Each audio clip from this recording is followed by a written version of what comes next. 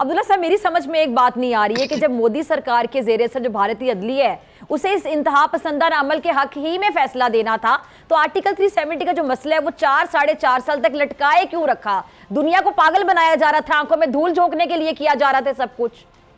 بسم اللہ الرحمن الرحیم، بہت شکریہ آپ کا۔ دیکھیں، پہلی بات یہ ہے کہ یہ 4 سال اس لیے لٹکایا گیا کیونکہ they were looking for a positive opportunity، جو ان کی نظر میں ایک positive opportunity ہو۔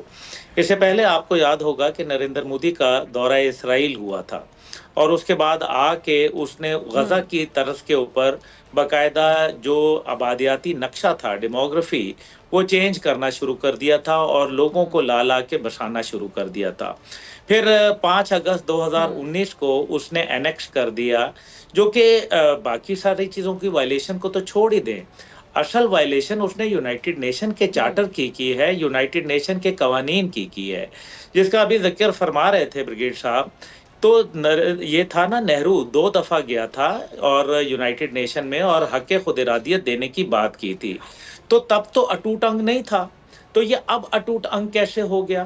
اس لیے پہلی بات یہ ہے کہ یہ ایک جھوٹ کے اوپر مبنی کیس ہے۔ یا تو بتائیں کہ نہرو نے بکواس کی تھی، جھوٹ بولا تھا اور حق خود ارادیت کی بات جو تھی وہ غلط تھی، تو پھر یا تو وہ غلط ہے یا اب غلط ہے۔ دوسری طرف ہے پاکستان جو ہے باقاعدہ یو این آبزرورز کے دفتر یہاں قائم کرتا ہے اور ان کو اجازت دیتا ہے کہ وہ آ کے مانیٹر کریں، لیکن مقبوضہ کشمیر میں ایسی کوئی بات نہیں ہوتی۔ ابھی اس سے جو بڑی اہمیت کی بات ہے وہ کون سی اپرچونٹی تھی؟ وہ اپرچونٹی یہ تھی کہ بائیڈن کے الیکشن ہوں گے تو اس کے اندر کیملا ہیرس جو ہیں، جو کہ بھارتی نژاد خاتون ہیں، وہ آئیں گی بطور وائس پریزیڈنٹ آئیں گی۔ اب مسئلہ یہ ہے کہ وہ وائس پریزیڈنٹ آ کے وہ خاتون جو ہیں وہ اب دیکھیں نا، ان کا سامنے نظر آ گیا۔ پھر اسی طرح سے رشی سونک جو ہیں وہ بطور وزیر اعظم برطانیہ آ گئے، پھر اس کے ساتھ وائٹ ہاؤس کو جو ہے تقریباً گھیراؤ میں لے لیا اور ان کی عدلیہ کے اندر بھی جو ہے وہ باقاعدہ بھارتی نژاد لوگ موجود ہیں۔ تو یہ وہ ساری باتیں ہیں جس کو ہمیں سمجھنے کے لیے یہ بڑا اہمیت کا حامل ہے کہ ایسا ایک وقت کے اوپر کیا گیا جو وقت ان کے لیے موزوں تھا، اور یہ وقت کا تقاضا آج کے دن اس لیے بھی اہمیت کا حامل ہے کہ آج کے دن جو ہے وہ آرمی چیف جو ہے وہ گئے ہیں 1 سال کے بعد دورے کے اوپر امریکہ پہلی دفعہ، اور وہ دورہ کر رہے ہیں، تو پھر اس کا مطلب یہ ہے کہ آپ نے آج کے دن یہ فیصلہ لا کے بارگین چپ کے طور پر آپ استعمال کرنا چاہ رہے ہیں، یعنی کہ آپ غزہ کے اوپر جو صورتحال اس ٹائم پہ بگڑ گئی ہے، اسماعیل ہانیہ کا جو ہے وہ پاکستان کے حوالے سے ایک بڑا مثبت جو ہے پیغام آیا اور انہوں نے ہوپ کی پاکستان کے اوپر، تو دنیا کفر جو ہے وہ یہ ڈر گئی ہے کہ کہیں ایسا نہ ہو کہ پاکستان جو ہے وہ کچھ ایسا کام کر لے جس سے جو ہے غزہ کے اندر صورتحال تبدیل ہو جائے۔ تو یہ اس بنیاد کے اوپر آج کے دن یہ چوز کیا گیا تاکہ جو ایجنڈے کے اوپر بات چیت ہے وہ کہیں پس پشت پہ چلی جائے اور جو ایجنڈے پہ نہیں ہے وہ سامنے آ جائے۔ ہم نے یہ دیکھا کہ 2019 کے بعد سے لے کے باقاعدہ ایک سوچے سمجھے منصوبے کے تحت جو ہے وہ کشمیر کو لاک ڈاؤن کر دیا گیا اور اس کے اوپر دنیا نہیں بولی۔ OIC کا یہ عالم تھا کہ OIC کا اجلاس ہوتا ہے تو اس کے اندر آپ جو ہے سشما سوراج کو بلا لیتے ہیں، جو بھارتی وزیر خارجہ تھی اس وقت کی، اور وہ ایک ایول خاتون تھی، اور نتیجہ یہ نکلتا ہے کہ وہ OIC کا کوئی کردار نہیں رہتا، UN کا کردار کوئی نہیں ہے۔ میرے خیال ہے سیاسی، سفارتی اور اخلاقی یہ 3 باتیں جو ہیں یہ ناکام ہو گئیں۔ ہمیں اپنی فورن پالیسی کے اندر اب ایک پیراڈائم شفٹ لانا پڑے گا۔ ہمیں یہ دیکھنا ہے کہ بھارت کے جس کورٹ کا ذکر ابھی کہا جا رہا تھا، اس نے ایک اور بھی بڑا جو ہے وہ شاخسانہ فیصلہ کیا تھا۔ وہ کرمنل فیصلہ یہ تھا کہ افضل گرو جو کہ ایک کشمیری رہنما تھے، ان کو یہ کہہ کے پھانسی دے گئی تھی کہ ان کے خلاف کوئی ثبوت کٹھے نہیں ہوئے، کوئی واضح جو ہے شواہد नहीं मौजूद, लेकिन भारतीय कौम की इनर कॉन्शियस को, यानी कि उनकी रात को तसल्ली देने के लिए, उनकी रूह की तस्कीन के लिए अफजल गुरु को फांसी दे दी गई। और वो तमाम लोग जिन्होंने बाबरी मस्जिद के हवाले से फैसले दिए और इस तरह से दीगर मुतनाज़ा फैसले दिए, उन तमाम जजों को आज जो है भारतीय सरकार के अंदर कहीं ना कहीं उनको जो है वो पोजीशन दे दी गई है। ये भारत के कैंगरू कोर्ट्स का आलम है और फिर हिंदुत्व की ज़बान बोलते हैं, यानी कि अटूट अंक की ये बात जो करना है, ये तो मेरे ख्याल में क्राइम है। तो मकसद यह है कि आज यूनाइटेड नेशन के कवानीन की धज्जियां उड़ा दी गई। यूनाइटेड नेशन कहाँ मौजूद है? पहली बात यह है कि ये झूठ बोला जाता है कि वो पाकिस्तान, वो जो है वो भारत का हिस्सा है।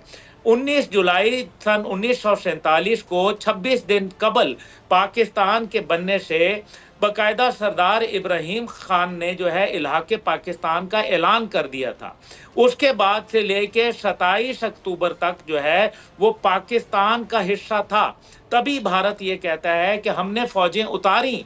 अगर उनका हिस्सा होता तो फौज मौजूद होती, ना कि उतारी जाती। इसलिए ये झूठ के ऊपर मबनी घड़ी हुई दास्तान है। लेकिन नतीजा क्या निकलेगा? नतीजा ये निकलेगा कि आप दो न्यूक्लियर ममालिक को एक फ्लैश पॉइंट बना देंगे। दुनिया को ये देखना है कि गज़ा के अंदर जो सूरत हाल है, जिसके अंदर इंगेजमेंट जो है वो बढ़ रही है, इसी तरीके से यूक्रेन क्राइसिस जो है वो अभी संभला नहीं है। आप दुनिया को एक नई जंग की तरफ धकेलना चाह रहे हैं। पाकिस्तान को इतना टेस्ट करें जितना पाकिस्तान की शक्त हो। इससे ज्यादा अगर आपने टेस्ट किया तो मजबूर हो जाएगा पाकिस्तान, क्योंकि आर्टिकल 4A यूनाइटेड नेशन का बड़ा वाज़े कहता है कि वो लोग जो अपनी आज़ादी और खुद मुख्तारी के लिए हथियार उठाते हैं वो हुर्रियत पसंद कहलाते हैं, दहशतगर्द नहीं कहलाते। और फिर आपने देखा कि किस चालाकी से उन्होंने लद्दाख वाले मामले को भी जो है वो इससे हटा लिया। तो यानी कि लद्दाख पे उनकी पॉलिसी अलहदा है, बाकी मकबूजा पे और है। अजीत दोवल जो है वो पाकिस्तान का जो आज़ाद कश्मीर है उसको अपने नक्शे में मकबूजा के साथ शामिल कर लेता है। और यही बात ख़त्म नहीं होती, बात इससे आगे जाती है कि जब नरेंद्र मोदी जो है बाकायदा अपनी मजहबी रसूमात हवन करके वो अपने आगे वगैरह जला के जब पार्लिमान की बिल्डिंग का इफ्तिताह करता है तो उस पर अखंड भारत का नक्शा बना हुआ है और अखंड भारत के अंदर जो है पाकिस्तान भी शामिल है। ये नहीं मानेंगे, ये लातों के भूत हैं। इनको आप जो है अब आपको अमली हिकमत अमली की तरफ देखना पड़ेगा। और मेरे ख्याल में पाकिस्तान कल भी तैयार था, पाकिस्तान आज भी तैयार है। लेकिन मसला ये है कि जो साबका वजीर आजम थे उन्होंने 3 हफ्ते जो है 3 जुम्मे जो है 1-1 मिनट की खामोशी इख्तियार करके और एक घड़ियां लगा के पाकिस्तान का कश्मीर का जो केस था वो बेड़ा गर्क करके रख दिया। और शायद आज जो है वो सजा जो मिल रही है वो इसी बुनियाद के ऊपर कि अल्लाह की लाठी बेआवाज होती है, इसकी बुनियाद के ऊपर आप देख लें कि वो उस वक्त के जो कैरेक्टर्स थे, जो 3 अहम किरदार थे, आज वो अल्लाह के किस जगह के ऊपर जो है अल्लाह ताला ने उनको ला के खड़ा कर दिया है। तो देखने की बात यह है कि कश्मीरियों का खून ना सस्ता था ना सस्ता है। हमें ये फैसला करना है कि अगर मुल्तान के ऊपर, फैसलाबाद पे, शाहीवाल के ऊपर, कोयटा, कराची, पेशावर के ऊपर अगर भारत आता है तो क्या हम तब भी सियासी सिफारती इखलाकी बुनियाद के ऊपर बात करेंगे या इससे हट के करेंगे? अगर आपको ये वीडियो पसंद आई तो सब्सक्राइब करें और बेल आइकन पर क्लिक करें। सब्सक्राइब करें और बेल दबाएं ताकि कोई खबर रह न जाए।